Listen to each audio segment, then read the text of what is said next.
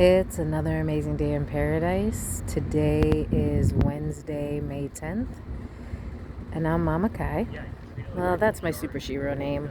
My given name is Carolyn Sanders. My nickname is Kai, but my superhero name is Mama Kai.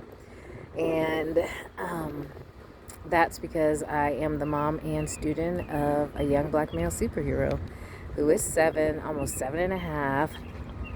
And the name that God gave him when I was pregnant is Wisdom. And he is my heart beating outside of me.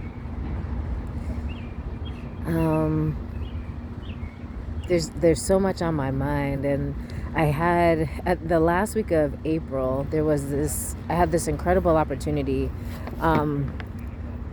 Wisdom and I spent 3 days in training. Essentially, Wisdom essentially goes wherever I am.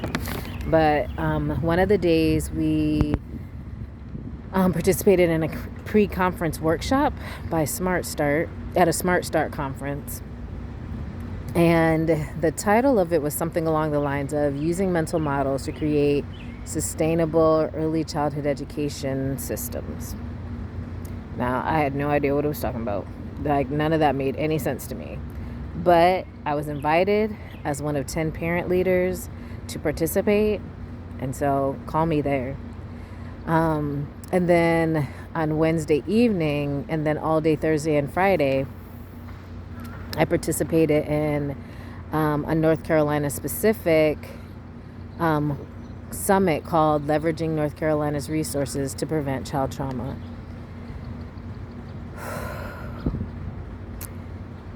It was powerful. These events were powerful. They filled me with so much inspiration and motivation and information. And it was amazing how they were connected.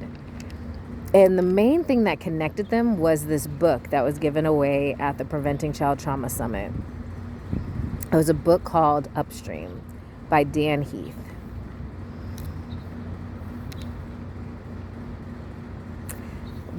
The best way to explain what I learned of the two experiences combined is to share the story that starts the beginning of the book and then put it into the systems thinking and mental models information that I learned from the pre-conference summit at the Smart Start conference. So at the beginning of Upstream, there's a story about it starts out like you and a friend are sitting by a river, and all of a sudden you see a child coming downstream and they're drowning. So you both take off your clothes, you jump in the water, you save the child, put him on the bank, and you see another child coming down the river. And just as you're, reaching out to save that one, you see that there are more children coming down the river. And so you're both starting to get exhausted, but your friend gets out of the water and starts running upstream. And you shout to him, like, where are you going? And they say, I'm going upstream to tackle the person who's throwing the kids in the water. And I was like, wow, that's really interesting. So that's systems thinking. Like, a lot of times we just react to what's happening in the moment. But if we take the time to go back in the system and find out what the causes of the children, in this case of the children coming downstream, we would be able to alleviate the problem from the root cause, right? But then when dealing with mental models, with this new understanding of mental models, I was like, no, that doesn't really address the root cause, because you want to now know, at least I did, I wanted to know, like, what was that person thinking? Like, what was the reason for them throwing the kids in the water in the first place? So imagine your friend is running upstream and they can't go any further because they start being attacked by these big, these big, thick, black smoke, right? Just clouds of smoke.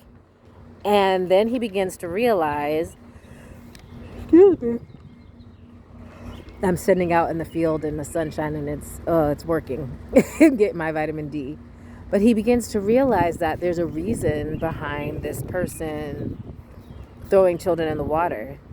That perhaps in fact, instead of it being a ruthless or cruel expression, that this person might actually be trying to save somebody's life, and the children were so traumatized by what was going on that they may not have been able to say something when they were being rescued. And on the flip side of that, perhaps you're running up there, you get to the person, you tackle them, and you just see them in a horrible state of being. And the kids are actually jumping in the water to try to save themselves and get away from this person. And so perhaps when you're looking at this person now, you're wondering what sort of traumas they went through to be so cruel to children, so much so that they were jumping in the water to try to save themselves, knowing that there was a potential that they would drown. And then behind that trauma, you wonder what that person's need was that was never met, that caused them to be so cruel. And so that's where the mental model comes in.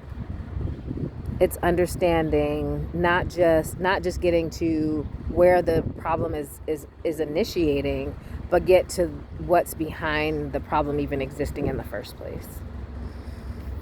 And so I'm going to leave it there, and I'm going to talk in the next video. I'm going to talk about how I see this mental model in action in a real life situation.